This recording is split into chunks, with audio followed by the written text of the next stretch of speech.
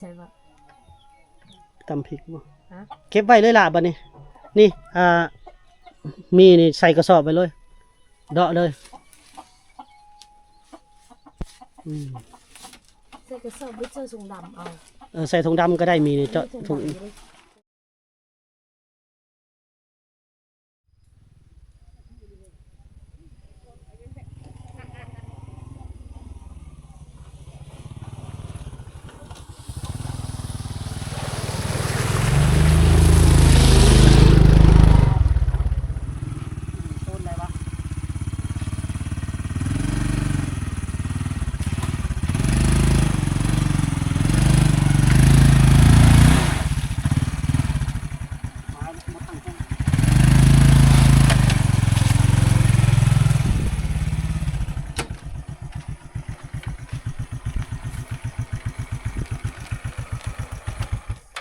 สบา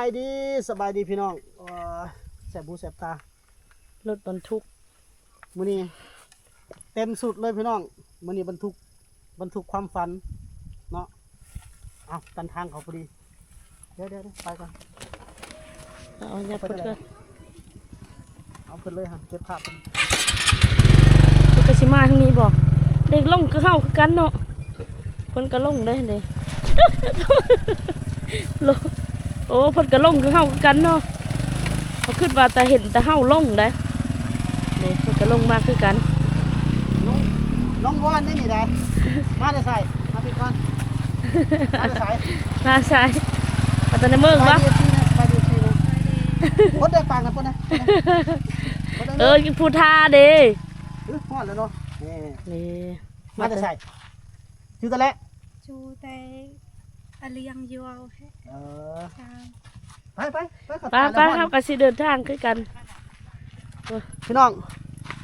มื้อนี้ไปเป็นสะพานบุญให้กับผู้ใหญ่ใจบุญทางอเมริกาเด้อพี่น้องเด้อ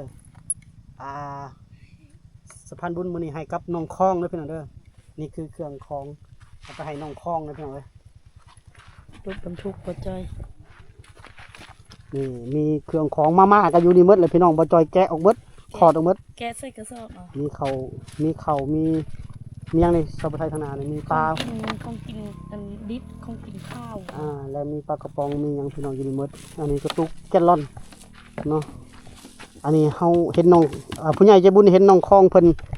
ใส่แกลลอนน้ำมันเครื่องนะแล้วเพิ่นให้เปลี่ยนพี่น้องนักได้นี่ได้นักหลังดับ40 โลแต่ละอันมื้อนี้ก็คือต้องขอบคุณทางผู้ใหญ่ใจบุญทางต่างประเทศหลายๆเด้อที่ให้บ่าวจอยได้เป็นสะพานบุญให้กับน้องคลองพี่น้องโอ้ดีใจน้องคลองเพิ่นได้แล้วพี่น้องมีทั้งถ้วยบ่วงจอกพร้อมเนาะจอกก็คือมันยังว่าแก้วแก้วยางแก้วพลาสติกพี่น้องซื้อไปให้เราเครื่องใส่ครัวเรือนเกลือแป้งนัวพวกนั้นล่ะมักเผ็ดเนาะปลาแห้งอยู่นี่พี่น้องไปให้น้องคลองพี่น้องโอ้ดีใจหลายไปก่อนพี่น้องไปหาพักผ่อนอีกเทื่อนึงก่อนทางยากหลายขึ้นลงอยู่ลงลำบากโอ้เส้นทางแต่ละบ่อนี่พี่น้อง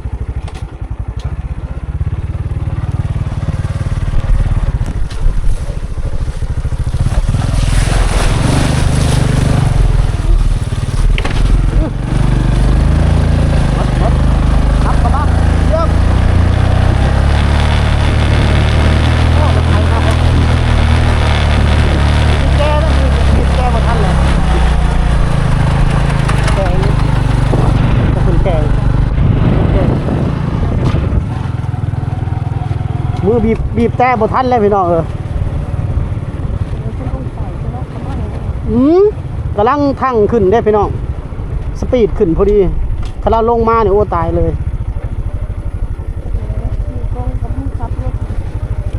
เส้นทางเขาไปบ้านน้องคลองพี่น้องน้องคลองกับน้องเนื้อเส้นนี้ก็ได้พี่น้องเส้นแต่มืออีพี่ที่บ่จอยพาพี่น้องเขาไปอันลุยๆนั่นนะอันนั้นบ่จอยไปทางลัดอีกบ่จอยไปทางลัดอีกเส้นหนึ่งเส้นที่มาจากบ้านน้องไม้น้องเว้งมันนั่นนะมันคนละอยู่คนละหน่วยภูเขาพี่น้อง แล้วลัดข้ามภูเขาลงมาแล้วไปมาใส่ภูเขาหน่วยหนึ่งพวกเขาเนี่ยอยู่ตามป่าตามเขาเด้แต่ละเคสนี่พี่น้อง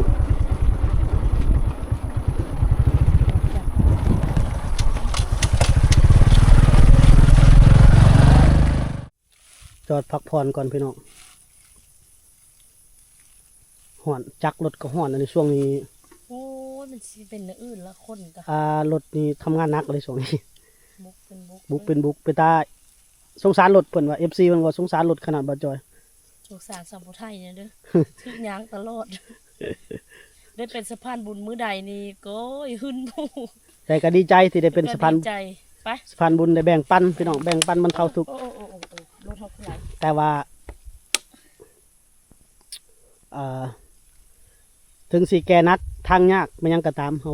ได้รับภารกิจแล้วเฮาเฮ็ดให้เต็มที่พี่น้องเนาะเฮาก็เฮ็ดให้มันแล้วเฮ็ดให้มันแล้วพร้อมบ่ได้ปะเงินดนโอนมามื้อนึงมื้อที่2ไปเลยแม่นได้รับเงินแล้วก็แม่นไปเลยคือมื้อนี้อันนี้ก็ได้รับเงินว่านนี้มื้อนี้ก็จัดการเลยของน้องนี่ก็คือพี่น้องทิศที่เฮาที่สิเข้าสงกรานต์นี่เนาะถือทุกวันเลยพี่น้องทุกมื้อทุกวันเลยงานสะพานบุญโอ้เต็มอัดเลยพี่น้องน่าจะเคสนี้มื้อสุดท้ายแล้วเนาะเคสสุดท้ายแล้วมื้ออื่นเฮาก็จะพักเลยพี่น้องวันที่10มื้อนี้วันที่9วันที่10บ่จอยก็พักผ่อน11ก็สิเดินทาง11เดินทางลงอัศพรเด้อพี่น้องเด้อเจอกันที่อัศพรอีกงาน12บุญบ้านน้องเดินพี่น้องบุญบ้านเกิดเมืองนอนของพ่อปจอยเองแล้วก็บ้านสาวผู้ไทยเองไปเจอกันเด้อเดี๋ยวไปชมงานบุญบั้งไฟบุญพระเวทกับบุญบั้งไฟบุญใหญ่ที่สุดเลยปีนี้ใหญ่กว่าปีตะเก้าเพราะว่าชมได้พี่น้องเดี๋ยวเราสิไปถ่ายทอดนำเสนอเรื่องราวอยู่พุ่นอีกเนาะพี่น้องเนาะไปเอาอีกบ้านนี่เลยเป็นฮอดเฮือนน้องคลองเลยทางลงเลยพี่น้องบนลงพยายามเป็นแปลงทางใหม่เลยมันเขาเทคอนกรีตแล้วเนาะมันคือสั้นมันคือคุกคิกตกสิหงตกพ่ออุ้ยเรื่องนี้บริเทศสมุทรสาครไทยบ่แล้วเทศแต่ครั้งเดียวนี่ทำไปเพื่อคิดว่าเทอีกฝั่งหนึ่งเหรอระดุดทางประตูกว้างหนึ่งตัวเบรกเรียบร้อยเลยพี่น้องนี่พร้อมเจ็บนี่ไปยุ่งมิ่นละที่ข้างหลังเลยมีมือจ้องมันหนักเนาะมันหนักรถมันหนักกว่าเก่าเลยพี่น้องเลยหนักหลังมันแกว่งเลยเมื่อกี้นี่กระสะบัดเมื่อกี้นี่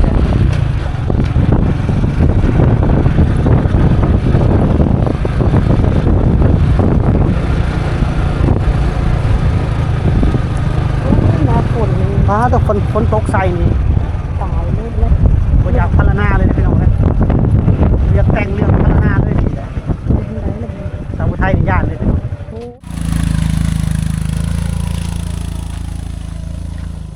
ขึ้นส่งบ่ได้พี่น้องยางเอาบักสั้นๆหนึ่งวันนี้ใกล้ๆบ้านเพิ่นนะเอาพี่น้องตอนนี้รถรางการเดินทางของเฮามาฮอดเฮือนน้องคลองแล้วพี่น้องโอ้การเดินทางครั้งนี้บ่ได้ธรรมดาเลยพี่น้องสุดยอดเนาะรถ2 ล้อสร้างฝันและ2 ล้อฝากความฝันมื้อหน้าจะเฮ็ด3 ล้อเอามื้อหน้าจะได้หลายบ่ทุกจะได้หลายไปบ่ฮอดมาบ่ฮอดดอกนี่ใส่ตะแกรงเล็กทางหน้าอีกเวลามัดมาม่ากล่องไอ้แพ็คปลากระป๋องนะใส่ทางในยันตะล่มมาแล้วพี่น้องมันหนัก สุดยอดมันนี่รถสะพานบุญพี่น้องทั้งรถทั้งคนมันนี่มาสะพานบุญนี่แหละเจ้าของเพิ่นผู้นี้แหละพี่น้องผู้ดีนะครับความช่วยเหลือน้องคงมาเฮือนเพิ่นพี่น้องเดี๋ยวเอาของขึ้นเฮือนน้องแล้วก่อนพี่น้องจัดแจงทุกอย่าง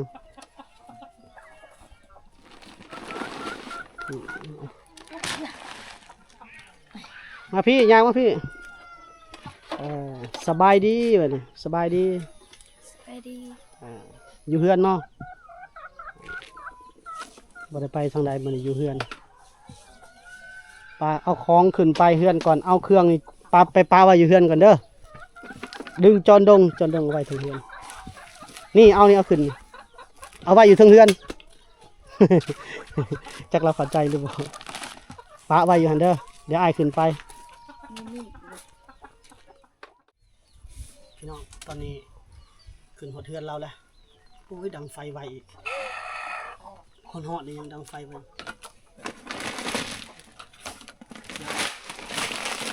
พอจอยจะแกะออกเด้อว่ามียังไงอันนี้มันปลาบ่ของข้าวตัวนี้ ปลาลูกนึง ปลาโลนึงให้ไปเห็ดกินโลด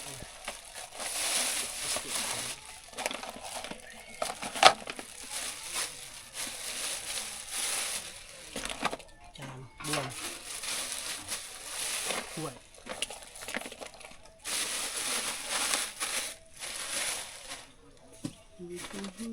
ตัวนี้มันแกลลอนหายน้ำกินอันนี้จะเดาะเด้อใส่น้ำกินบ่ต้องเอาตัวนั้นเด้อตัวนั้นบ่ต้องไปใส่ปอกขวดกระตุกมันเก่าเลยบ่ฮู้ว่าสิถูกใจกับผู้ใหญ่ใจบุญบ่เพิ่นแต่เพิ่นให้เป็นกระตุกกลมๆมานะเตาบ่ไทย บ่มีแต่แบบนี้ของเวียดนะ แบบคือน้ำดื่มเฮาตัว20ลิตรนะ โอ้ก็เห็นอยู่ได้แต่เวียดเพิ่นบ่ขายอยู่นะ บ่ ต้องหารคนลาวเห็นอยู่แบบมีอันกล้องพร้อมทำบ่ มีกดพร้อมก็ได้บ่มีก็ได้หรือว่า โมก็สงสัย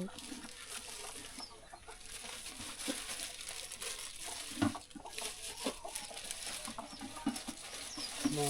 กลางน้อยเนาะหม้อกลางเลยกับนี้จอน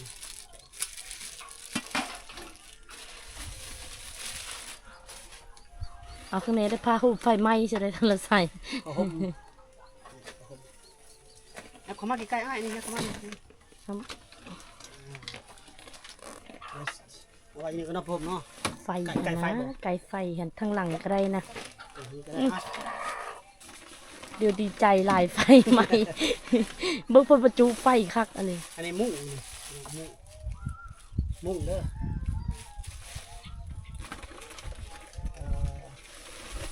อันนี้มันเครื่องนุ่งเพิ่นนี่พี่น้อง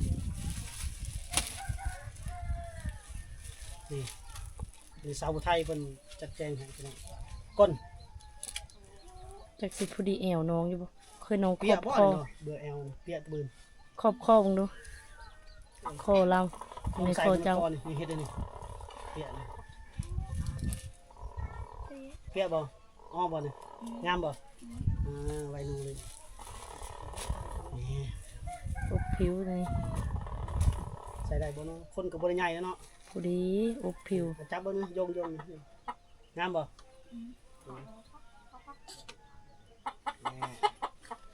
อากูฮอด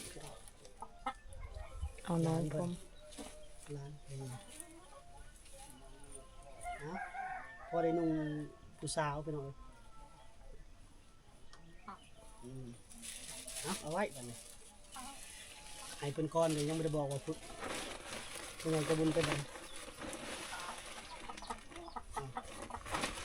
ตรงยางไปใส่ละอันนี้มาม่าใช่ไหมเป็นแก๊สหนึ่งอะไรเขาแกะออก บ่แกะก็มาบ่ได้ แกะนึงไม่เอาแกะเอาหมด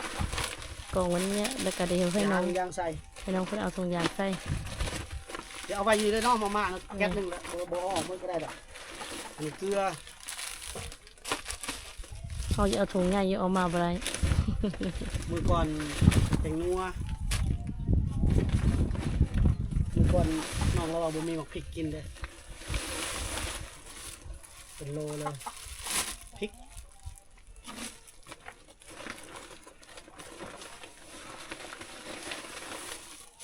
กระเทียมผม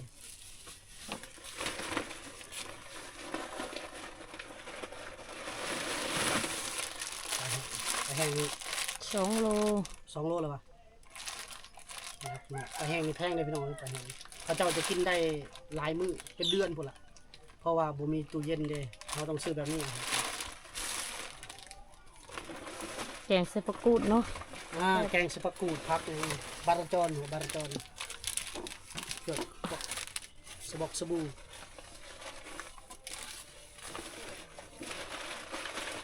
าสีฟันบ่ได้ซื้อแป้งให้ซ้ำเครื่องใส่ครัวเรือนเบิดมีอยู่นี่ละมือมาม่านี่เด้อมาม่านี่ ถุงยางใส่เด้ถุงยางตูซื้อเครื่องน้องนะ อันนี้ก็คือของผู้ใหญ่ใจบุญซอยเรือเด้อเขาซอยเรือเจ้าเด้อ ขอบใจ พูดขอบใจ นี่ขอบใจทางนี้ลูก ขอบใจเด้อ ขอบใจหลายๆเด้อ ขอบใจละลายเด้อ เว้าดังๆบ่ขอบใจหลายๆเด้อ ขอบใจละลายเด้อ ต้องเข้าใจว่าน้องเพิ่นเป็นหญิงสาวชนบทพี่น้องบ่มีความรู้บ่มีการศึกษาหยังเลยนี่ก็ถือว่าออกกล้องได้สำนี้ก็ถือว่าดีแล้วดีใจบ่นี่ข้าวกินก็มีแล้วอาหารการกินก็มีมะเพ็ดมะพริกเครื่องใช้ครัวเรือนก็มีเด้อผู้ใหญ่ใจบุญจากต่างประเทศจากอเมริกาพุ่นเขาซอยเหลือเจ้าเด้อโดยวันนี้ เด้อ ต้องโดยว่าก็มาเลยโดย เสียงเพิ่นเบาแห้งเลยเนาะ คนเราหลังจากเขาซื้อเครื่องซื้อของแล้วก็ยังมีเงินอีกจำนวนหนึ่งเป็นอะไรเดี๋ยวไปจอยหาก่อนทดสอบได้โอ้ต้มกินเป็นอย่างน้อให้หิวเขานะ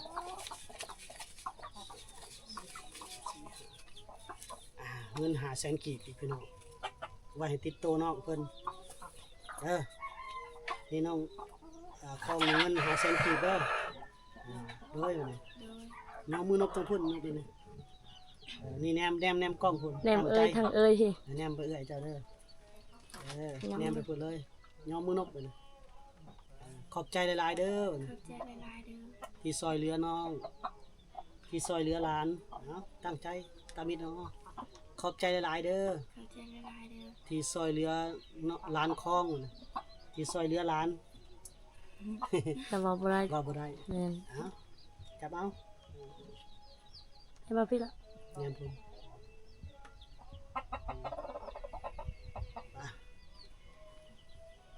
หัวแตกนี่พุ่น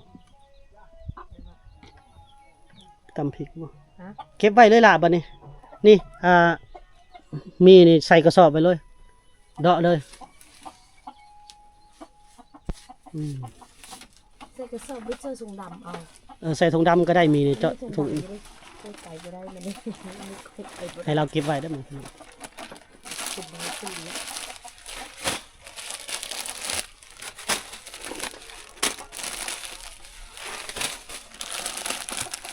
ห่อนเนาะคนประดังไฟเฉยนี่ลานตื่นเลย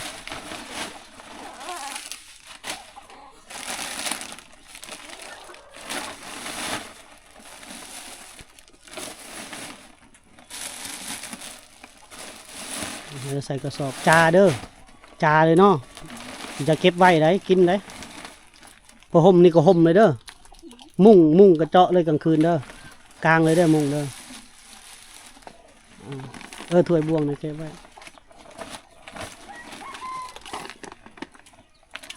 แนวละ10 ใบเลยเนาะถ้วยจานเนาะ ใส่ไข่ยันหักบ่ต้องหูน้องนะ มันคือสิหักเลยเนาะ นอนกลางคืนนึกจังนอนเนาะบางเชื่อเขานอนรับมันคลึ้มลงเห็นอะไรเนาะ มันโยดแล้ว เขาหักกระหึ่นเห็นเด้อ แต่ยังไม่เคยกินบ่ แต่มาจ้อยมาไทยทำน้องของหักกระหึ่นมามื้อนี้น้องใจมานอนก็นอนอยู่นี่บอก ใจมากกับเบะนายบ่ ก็นั่นน่ะบนนั้นน่ะมันลั่นแล้วมาจ้อยนั่นน่ะจะเห็นแล้วจุดนั้นน่ะ นี่บ่เท่านี้บ่ มันก้งเลยค่ะนะ โอ้ตัวนั้นใหม่ตัวนั้นเนาะ โอ้ยนอน มันต้องหัวน้องนะ ไม่เท่านอนบนนี้เลยบอก ขยะก็นอนนี่บ่อยากนะขยะนอนนี่แล้ว จำดี ง่ายเพิ่นนอนหั่นนะเก็บไว้ละเก็บไว้ มีผู้ชายคนนึงมานอนนะ อ้ายแล้ว โอ้นอนกลางคืนเนาะยังคลึ้มลงกันเนาะพอแห้งแล้วเนาะ เขาเจ้า เคยเนาะ พ่อแม่เพิ่นก็มีแต่ว่าเพิ่นบ่อยู่นํพ่อแม่พี่น้องแบบว่ายายเลี้ยงมาแต่น้อยนะ โอ้อาหารเพิ่นมื้อแรงบ่จ้อยนี่ รอ อีกกะโล อะเด้หม้อนี่ก็ใส่งานเลยเด้อเจ้าอย่าเก็บไว้ได้ส่วนหลายเพิ่นมักเก็บไว้พี่น้องเอ้ย บ่เห็นเคยโบ่งเพิ่นได้บ่จ้อย โอ้บ่เห็นถ้วยบ่มีนะถ้วยบ่เฮาซื้อมาให้แล้วตะงานมันยังก็ใส่เลยเด้อตะงานกินมื้อตะจาเลยเด้อตะงานน่ะ ไม่ดอเอ้ยจักสิว่าได้ดีวะ บ่ใจกับลูกผู้ชายนั่นนี่จะเห็นแต่ใบเดียวเนี่ยเนาะบ่เฮือนแล้วเนาะดิ เขาว่าไส้จังว่าได้เขาว่าไส้ก็บ่ค่อยบ่ เวลาไป ลืมมือกันละ ไปอันนั้นมาอีกเด้อ ถ้างานก็ไส้เลยหั่นนะก็ตะจาเฮ็ดกินเด้ แล้วว่าบ่เอาค่อยแกงกินบ่ นี่เสียน่ะตะจาเลยเสียน่ะเนาะตะบือเกะบ่หรือตอนใดก็แล้วแต่เจ้า เพราะว่ามันเป็นของแล้วเนี่ยมันเน่าเด้ เออแบบลืมซื้อยาสีฟันให้เงินค้ำกะเจ้าอยากไปซื้อเมียงกะเจ้าไปซื้อเด้อเงินค้ เขาใส่เอง ำเครื่องใส่หั่นแหละอ้ายก็ซื้อบ่เป็นอ้ายซื้อให้ส่วนหนึงนี่ตอนนี้ส่งเสือเพิ่นพี่น้องก้นนี่ก็ซบเลยจะหน่อยมีดองบ่ระแบงบ่เนื่องเสียตังไง ไปเอาเงินไปซื้อสิ ฮะ มื่น ตาย นี่อีก3 มื้อ ก็เขาก็เห็นสับไทยเชลังคาเฮือนแล้วนะพังหมดแล้ว อ้าวถือว่าภารกิจสะพานบุญเฮาสำเร็จเสร็จสิ้นเรียบร้อยพี่น้องดีใจน้ำน้องบ่จ่อย โอ้พอมันหักจะได้พอ ชาวพุทไทยว่ามัน แบบนอนแบบว่าแบบอันนั้นไปฮะนะพี่น้องแบบนอนกลางคืนฮะนะมึงเชื่อมือใดล่มมาเนาะนี่อันนี้นะ มันดอกแล้วบ่มันฮักแล้วบ่ มันจะหักเลยนี่ก็ใช่ไหมมันมีอันเดียวครึ่งนี่บนเนาะไม่เท่าอายะเนาะนอนนี่เนาะแล้วกันหลังคากับมันปืดไปหมดละ ไปแล้วหลังคาคำฝนตกนี่ก็หมดเลยนี่ฟังเบิ่งเด้อพี่น้องเด้อหลังสงกรานต์นี่น่าจะมีข่าวดีเรื่องบ้าน เอาคิดเบิ่งแบบ นี่ เขา เพิ่น นอน นี่เพิ่นเอาหลานเด้อพี่น้อง เอาหลานมาเลยเอามาเบิ่งอยู่ในก่อน ก็ผู้ใหญ่ใจบุญติดต่อมาแล้วพี่น้องเขตเจ้าของคนเดียวกับที่มอบเงินให้บ่จ่อยซื้อเครื่องของให้ปัญหาอุปสรรคคือ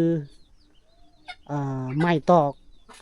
รถเข้ามาบ่ฮอดพี่น้องตัวนั้นแต่เบิ่งบ่จ่อยสิ คือห้องน้องพี่เลยว่าอยู่ฟังกันนะ น้องเนื้อ เฮาจ้างมาแต่ฮอดบ้านอัน บ้านละเตือง บ้านละเตืองหันแล้วก็เพิ่นแก้ใส่รถจักรรถใหญ่มาบ่ฮอดพี่น้อง ก็ฮอดอยู่แต่เขาเอาแพง เอา เขา เพิ่นจะได้ 2 ล้านกีบ 2 ล้านเนาะเมื่อวานนี้เนาะ เขาจะได้ค่ารถ2 ล้านกีบเฉพาะแก่สังกะสี17แผ่น 17แผ่นได้พี่น้องน้ำหนักบ่ฮอดเท่าใดบ่ฮอด500โล บ่ฮอดประมาณ100โลก็บ่ได้ อืม กับเพิ่นจะได้ฮอด2 ล้านเมื่อวานนี้ ประมาณ ก็เลยจ้าง 3,000 บาท จ้างอันรถในหารเพิ่นเอาล้านหนึงอยู่ในปะอยู่บ้านละเติงหั่นพี่น้องเอารถจักรแก้เฮามาต่ออีก อืม คันสมมุติไหมตอกคอกหน้านี่แม่นบ่ว่าเจอเพิ่นจะได้ฮอด4-5 ล้าน สำนั่นพุ่นละ คือ เว้าเรื่องคิวเด้ แม่น สมมุติไม้เฮือนเรานี่จักคิว แม่น แต่ว่าบ่จอยบ่อยากสั่งเขาปามันใช้เวลาดน ใช้เวลาโดนก็เฮา เป็นเดือนพุ่นเด้ แม่นเฮาแพงก็เฮาก็ต้องได้จ้างแบบ อืม เฮามาเลยแบบนี้หั้นนะ จ้างรถหลายที่มีโฟวิน แม่น เข้ามา แม่น ฮอดระดับหนึงก็ได้แบกเข้ามาอีกนี่ เพราะ ฮอด ว่า ตีนบ้าน ทางเฮาบ้านน้องอีกก็เฮามาบ่ได้อีกรถใหญ่มีแต่มอเตอร์ไซค์เฮามาได้ มอเตอร์ไซค์ก็แก้บ่ได้อีกได้แบกเข้ามาอีกนี่นะ ก็เลย อืม เอ้าคือว่าเรามีแนวอุปสรรค บ่มีแนวอุปสรรคแต่จะยากหน่อยนึง อย่างน้อยหนึงก็ สำหรับ เฮาก็คันได้ให้น้องก็ดีใจ แต่สำหรับบ่จอยมันอยากได้ไม้ที่เขาปาดให้เรียบร้อยแล้วเอามาเลยมืออาชีพที่เขาปาดหรือเปล่าตามที่เราเคยสั่งมันจังไวถ้าเราไปจ้างคนแบบไทยบ้านแล้วไปปาดจักมือได้เขาจะปาดได้แล้ว นี่แต่ว่า ไปเรื่อยให้นะพี่น้องมันหลายมือใช้เวลาเป็นเดือนก็ใช้เวลาบัดนี้ยามฝนนี้สิเข้าหน้าฝนนี้ เนาะ จัง ว่าจ้อยคิดที่เฮาเคสที่เฮาอันนั้นเนาะของยายไผก็เฮาจ้างมืออาชีพเลยนะ อืม มีก่าย3 มื้อหรือ4 มื้อเพิ่นเอาไม้มาฮอดจุดเฮาอยู่เลยเนาะคืออันนี้เพิ่นก็ซื้อบิกาเฮามาเลย มีแต่เฮาเอามาส่งอยู่บ้านดงเนาะแล้วเฮาจ้างรถต่อมานี่คือสิเพิ่นมาส่งเฮาได้เนาะ อืมได้ แม่นคันชาวบ้านเพิ่นน่ะคือว่าแล้วเพิ่นปาดได้อยู่แต่ เราเดี๋ยวเราสิลมเรื่องรถเรื่องขาสร้างเฮ็ดเฮือนก็สิเอาใหญ่ซำนี้แต่ว่า มี เฮา เสียทางหน้า เฮาจะเฮ็ดคือเฮือนยายไผ่เฮือนนั้นน้องเพ่ง น้องเพ่ง อยากได้แบบนั้น ประมาณตัวนี้น่าจะ3x4 หรือ3x5ประมาณนั้นแหละพี่น้อง3โตเฮือน3คนนั่นแหละยับออกอีก2เมตรหรือเมตรปลายพอได้ล้างถ้วยนี่พี่น้องมีระเบียงนั่งเย็นต่างหาก อันนี้คือว่าอะไรแบบอยู่นี่หมดเลยเนาะ อันนี้มัน อยู่เฮ็ดกินแบบ ครอบงำหมดเลยพี่น้อง เนาะ หน้าหนาวสึก็โอเคอยู่ หลังสงกรานต์บ่จอยกลับมาแต่อัศพรแล้วจังว่ามาคุยกันกับผู้ใหญ่หนึ่งหาสร้างราคาสร้างประมาณนี้ปานนี้สองแล้วก็ราคาไม้ไม้ให้เขาไล่มาตกจักโตจะบ่มีไฟฟ้ากบอีกได้อพี่น้องเอ้ยจะเอาธรรมชาติเลยได้ มีแต่มากบเฮาเลยตีนั่นเลย มีแต่เลื่อยมือ เลยมือ เด้อพี่น้องเด้อโอเคเนาะอยากได้อยี่บ่เฮือนใหม่ดงตะไมอีทบ่ ซ้ำประมาณลูกเฮาเนาะ ประมาณ13-14 ปี ซ้ำเพตตี้นี่แหละ ซ้ำลูกสาวบ่จอยพี่น้อง ซ้ำเพตตี้แต่น้องน้อยอยู่ชนบทมันก็จะเป็นมด เขาจะเป็นงาน ลูกเฮา แม่น เป็นงานหมดทุกสิ่งทุกอย่าง ๆไปสำเร็จภารกิจแล้วพี่น้องเอาพูดแล้วหลังสงกรานต์จะมาเจอกันเนาะ มีไว้ก็รับได้ มีไว้ มี ห หลั ลั ง ง วันสง บ่ กรานต์ ต้องหลังสงกรานต์นั่นแหละเฮ็ดจังได๋ก็แต่ว่าเฮาสิหาเวียก แม่น ไว้เลย แม่น หมายถึงว่าบ่จอยจะดำเนินการเลยหลังจากนี้ไปเนาะหลังจากแล้วเวียกตัวนี้แล้วบ่จอยจะไปหาสร้างแล้วก็คุยเรื่องค่าสร้างเท่าใดค่าไม้ประมาณเท่าใดตัวเฮือนตัวนี้น่าจะ3x4หรือ3x5